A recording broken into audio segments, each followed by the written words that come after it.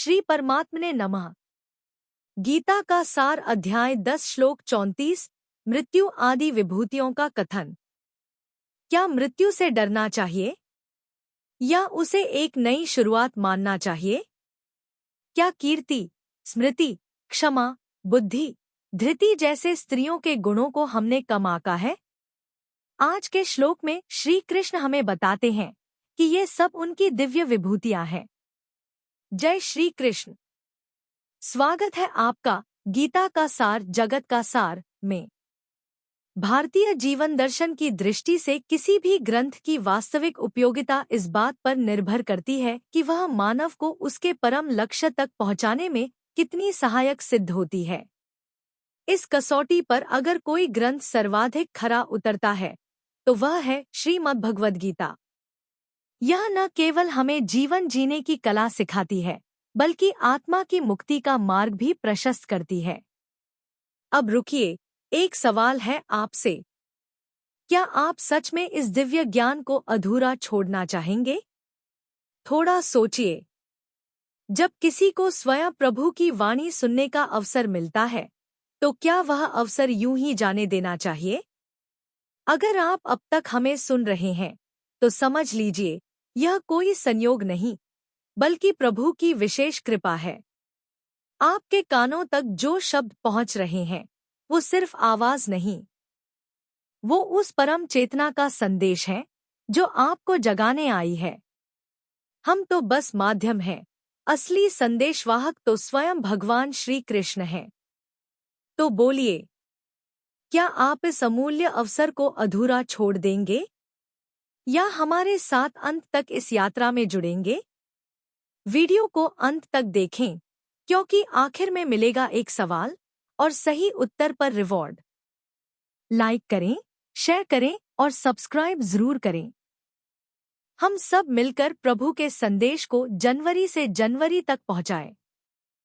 कल हमने जाना कि भगवान कहते हैं, अक्षराणाम अकारोस्मि द्वन्द्वः सामासिकस्य च अहमेव अक्षयः कालः। हमने सीखा कि संवाद की जड़, जीवन के द्वंद्व और समय का महत्व कैसे हमारे जीवन में लागू होता है। मृत्युः सर्वहर्षचाहम् उद्भवश्च भविष्यताम्। कीर्तिः श्रीर्वाक्च नारीणा स्मृतिर्मेधा धृतिः क्षमा। भावार्थ, मृत्युः सर्वहरः, मैं वह काल हूँ जो सब कुछ हर लेता है। उद्भवः भविष्यताम्, मैं ही भविष्य के सभी प्राणियों का जन्मदाता हूँ। स्त्रियों में कीर्ति, लक्ष्मी, वाणी, स्मृति, बुद्धि, धैर्य, क्षमा, यह सब मैं हूँ।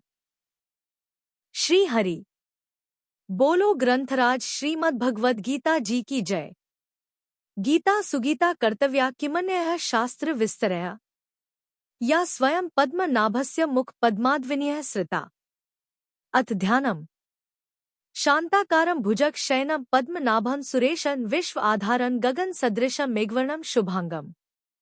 लक्ष्मीकांत कमल नयन योगिभिः ध्यान गम्यं वंदे विष्णु भव भयहरं सर्व लोकैकनाथम्।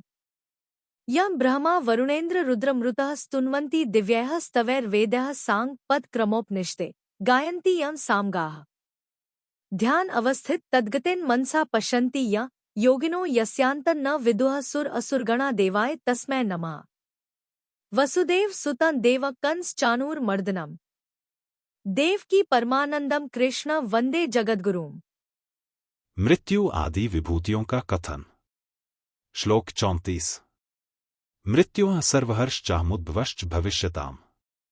कीर्तिः श्रीर्वाक्च नारीणा स्मृतिर्मेधा धृतिः क्षमा।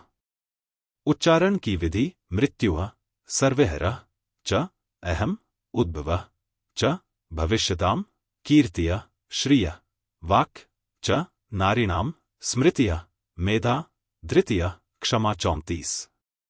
शब्दार्थ। अहम अर्थात मैं, सर्वहरः अर्थात सबका नाश करने वाला, मृत्युः अर्थात मृत्यु, च अर्थात और, भविष्यताम् अर्थात उत्पन्न होने वालों का, उद्भवः उत्पत्ति हेतु हूँ, च अर्थात तथा, नारीणाम अर्थात स्त्रियों में, कीर्तिः अर्थात कीर्ति, श्रियः अर्थात श्री, वाक् अर्थात वाक्, स्मृतिः अर्थात स्मृति, मेधा अर्थात मेधा, धृतिः अर्थात धृति, च अर्थात और, क्षमा अर्थात क्षमा, अस्मि अर्थात हूँ। अर्थ, मैं सबका नाश करने वाला मृत्यु और उत्पन्न होने वालों का उत्पत्ति हेतु हूँ तथा स्त्रियों में कीर्ति, श्री, वाक्, स्मृति, मेधा, धृति और क्षमा हूँ। 34। व्याख्या मृत्युः सर्वहर्षचाहम, मृत्यु में हरण करने की ऐसी विलक्षण सामर्थ्य है कि मृत्यु के बाद यहाँ की स्मृति तक नहीं रहती, सब कुछ अपहृत हो जाता है। वास्तव में यह सामर्थ्य मृत्यु की नहीं है, प्रत्युत परमात्मा की है। अगर संपूर्ण का हरण करने की, विस्मृत करने की भगवत प्रदत्त सामर्थ्य मृत्यु में न होती तो अपनेपन के संबंध को लेकर जैसी चिंता इस जन्म में मनुष्य को होती है, वैसी ही चिंता पिछले जन्म के संबंध को लेकर भी होती। मनुष्य न जाने कितने जन्म ले चुका है। अगर उन जन्मों की याद रहती तो मनुष्य की चिंताओं का, उसके मोह का कभी अंत आता ही नहीं। परंतु मृत्यु के द्वारा विस्मृति होने से पूर्व जन्मों के कुटुंब, संपत्ति आदि की चिंता नहीं होती। इस तरह मृत्यु में जो चिंता, मोह मिटाने की सामर्थ्य है, वह सब भगवान की ही है। उद्भवश्च भविष्यताम, जैसे पूर्व श्लोक में भगवान ने बताया कि सबका धारण पोषण करने वाला मैं ही हूँ, वैसे ही यहाँ बताते हैं कि सब उत्पन्न होने वालों की उत्पत्ति का हेतु भी मैं ही हूँ। तात्पर्य है कि संसार की उत्पत्ति, स्थिति और प्रलय करने वाला मैं ही हूँ।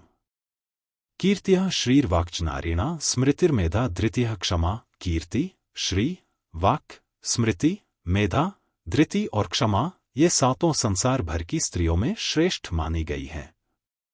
इनमें से कीर्ति, स्मृति, मेधा, धृति और क्षमाएं 5 प्रजापति दक्ष की कन्याएं हैं।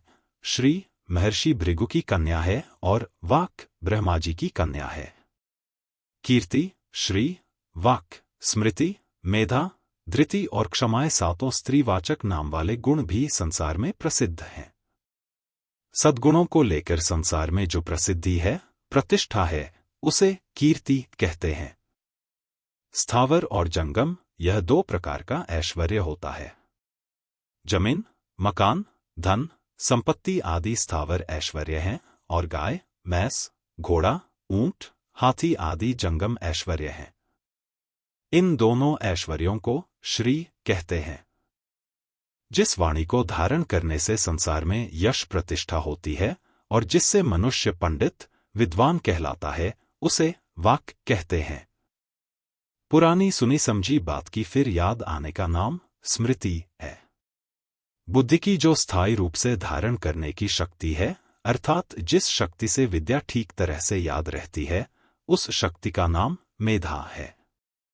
मनुष्य को अपने सिद्धांत, मान्यता आदि पर डटे रखने तथा उनसे विचलित न होने देने की शक्ति का नाम धृति है। दूसरा कोई बिना कारण अपराध कर दे तो अपने में दंड देने की शक्ति होने पर भी उसे दंड न देना और उसे लोक परलोक में कहीं भी उस अपराध का दंड न मिले, इस तरह का भाव रखते हुए उसे माफ कर देने का नाम क्षमा है। कीर्ति, श्री और वाक् ये 3 प्राणियों के बाहर प्रकट होने वाली विशेषताएं हैं तथा स्मृति, मेधा, धृति और क्षमा ये 4 प्राणियों के भीतर प्रकट होने वाली विशेषताएं हैं। इन सातों विशेषताओं को भगवान ने अपनी विभूति बताया है। यहाँ जो विशेष गुणों को विभूति रूप से कहा है, उसका तात्पर्य केवल भगवान की तरफ लक्ष्य कराने में है। किसी व्यक्ति में ये गुण दिखाई दे तो उस व्यक्ति की विशेषता न मानकर भगवान की ही विशेषता माननी चाहिए और भगवान की ही याद आनी चाहिए। यदि ये गुण अपने में दिखाई दे तो इनको भगवान के ही मानने चाहिए, अपने नहीं। कारण कि यह दैवी, भगवान की संपत्ति है जो भगवान से ही प्रकट हुई है। इन गुणों को अपना मान लेने से अभिमान पैदा होता है, जिससे पतन हो जाता है, क्योंकि अभिमान संपूर्ण आसुरी संपत्ति का जनक है। साधकों को जिस किसी में जो कुछ विशेषता, सामर्थ्य दिखे, उसे उस वस्तु व्यक्ति का न मानकर भगवान की ही मानना चाहिए। जैसे लोमश ऋषि के शाप से काकभुशुंडी ब्राह्मण से चांडाल पक्षी बन गए, पर उनको न भय हुआ, न किसी प्रकार की दीनता आई और न कोई विचार ही हुआ, प्रत्युत उनको प्रसन्नता ही हुई। कारण कि उन्होंने इसमें ऋषि का दोष न मानकर भगवान की प्रेरणा ही मानी। सुनो खगेश नहीं कछु ऋषि दूषण। और प्रेरक रघुवंश विभूषण, -7 113 1 ऐसे ही मनुष्य सब वस्तु, व्यक्ति, घटना, परिस्थिति आदि के मूल में भगवान को देखने लगे तो हर समय आनंद ही आनंद रहेगा। आज की जीवन समस्या और समाधान।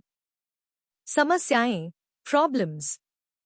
मृत्यु से भय, भविष्य को लेकर चिंता, स्त्री गुणों का समाज में कम आंकना, मानसिक असंतुलन, धैर्य और क्षमा की कमी। समाधान, सॉल्यूशंस। मृत्यु को अंत नहीं, बदलाव मानना, आत्मा अमर है। ईश्वर पर विश्वास करना कि हर उद्भव उसी की योजना है। स्त्रियों के गुणों को अपनाना, कीर्ति से प्रेरणा, वाणी से संयम, स्मृति से ध्यान, मेधा से निर्णय, धृति से नियंत्रण, क्षमा से संबंध सुधार। यह गुण केवल स्त्रियों के लिए नहीं, हम सभी के लिए आवश्यक हैं। आज के शॉर्ट्स में पूछे गए सवाल था, श्री कृष्ण ने इस श्लोक में स्त्रियों में कौन कौन से गुणों को अपनी विभूति बताया है? अ वाणी, धन, सौंदर्य। बी कीर्ति, श्री, वाक, स्मृति, मेधा, धृति, क्षमा। सी भक्ति, श्रद्धा, सेवा। डी यश, दया, बुद्धि।